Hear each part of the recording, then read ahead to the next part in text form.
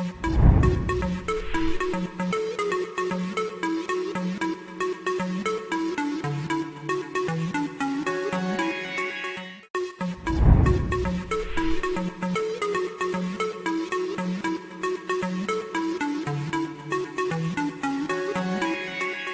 Student, आज हम बात करते हैं इलास्टिसिटी के प्रश्नों के बारे में।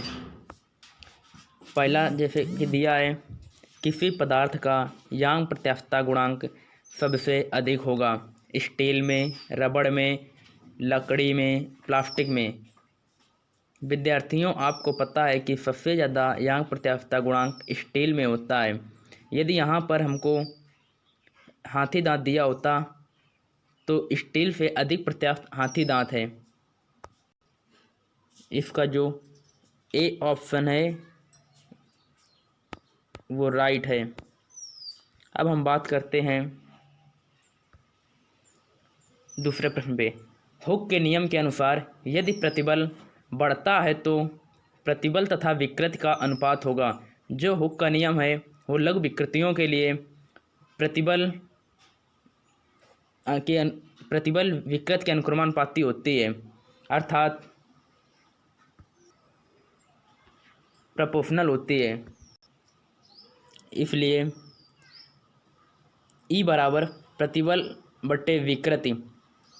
तो जो हमारा हुक का नियम है ये नियत रहता है, तो सी ऑप्शन राइट है। ये क्या रहेगा? निश्चित रहेगा। अब आते हैं हम तीसरे प्रश्न पे। किसी तार का भंजक प्रतिबल निर्भर करता है। जो तार का भंजक प्रतिबल होता है वो किस पर निर्भर करता है? लंबाई पर, त्रिज्या पर, पदार्थ पर, परिच्छेद क्षेत्रफल की आकृति पर। जो हमारे भंजक प्रतिबल होता है वह पदार्थ की प्रकृति पर निर्भर करता है।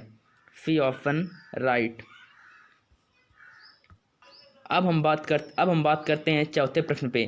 खींची हुई रबड़ में कौन सी ऊर्जा बढ़ेगी या घटेगी? जब हम किसी रबड़ को खींचते हैं तो उस पर स्थितिज ऊर्जा बढ़ती है। B option right. पांचवें प्रश्न की ओर बढ़ते हैं। स्पर्शरेखीय प्रतिबल का संबंध निम्न में से किससे है? लंबाई, क्षेत्रफल, आयतन, आकृति। जो हमारा ये है लंबाई पर डिपेंड नहीं होता, क्षेत्रफल डिपेंड नहीं होता, आयतन पर डिपेंड नहीं होता, ये आकृति पर डिपेंड होता है। जैसा कि आप सभी लोग जानते हैं। D option right. पूर्ण दृढ़ पिंड के प्रत्यास्थता गुणांक का मान है।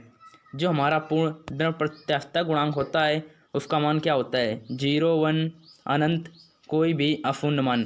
तो पूर्ण दृढ़ पिंड के लिए जो होता है वो हमारा अनंत होता है। अब हम बात करते हैं सातवें प्रश्न की ओर। किसी द्रव के दृढ़ता गुणांक का मान होता है 0, 1, अनंत, कोई भी अशून्य।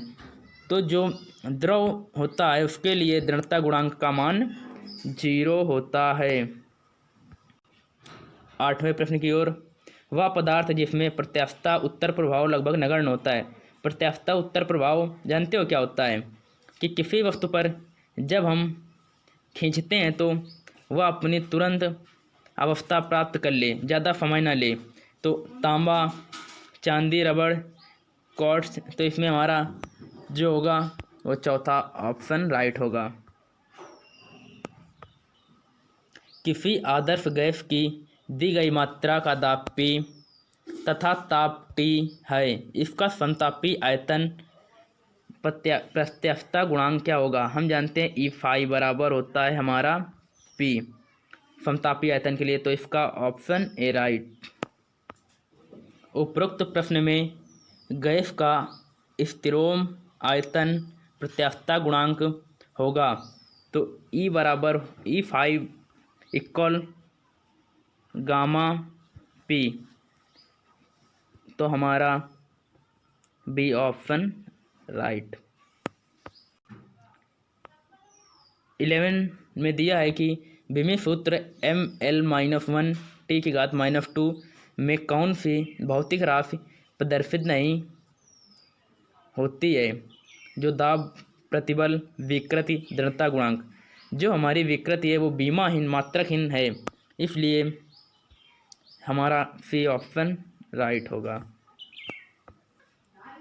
दृढ़ता गुणांक का विमीय सूत्र होता है, जो दृढ़ता गुणांक हो, चाहे आयतन प्रत्यास्थता गुणांक हो, चाहे प्रतिबल हो, इन सभी का जो विमीय सूत्र होता है वो होता है ml-1 × 10⁻²।